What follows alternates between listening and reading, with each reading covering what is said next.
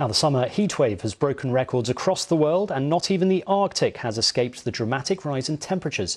There have been hundreds of wildfires within forests in the Arctic Circle, including Siberia, Alaska and Greenland.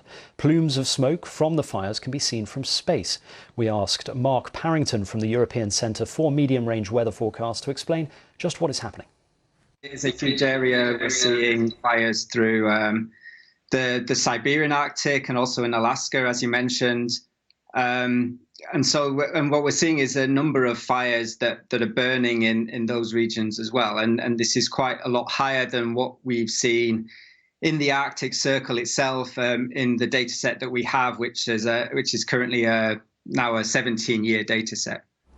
So it seems, looking at satellite imagery, there's very few population centers, particularly in Siberia.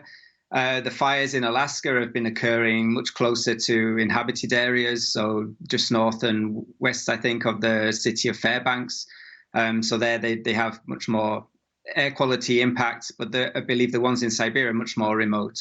So vegetation fires release a whole range of pollutants into the atmosphere. It's burning carbon, essentially. So that's CO2 as well as particulates and other more air quality related species.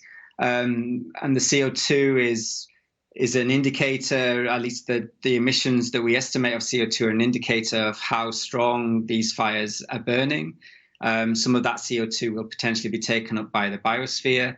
But one of the concerns is if there are peat soils that are burning underneath the vegetation, that's carbon that's been deposited over tens of thousands of years. And once that's released into the atmosphere, that's an irreversible process.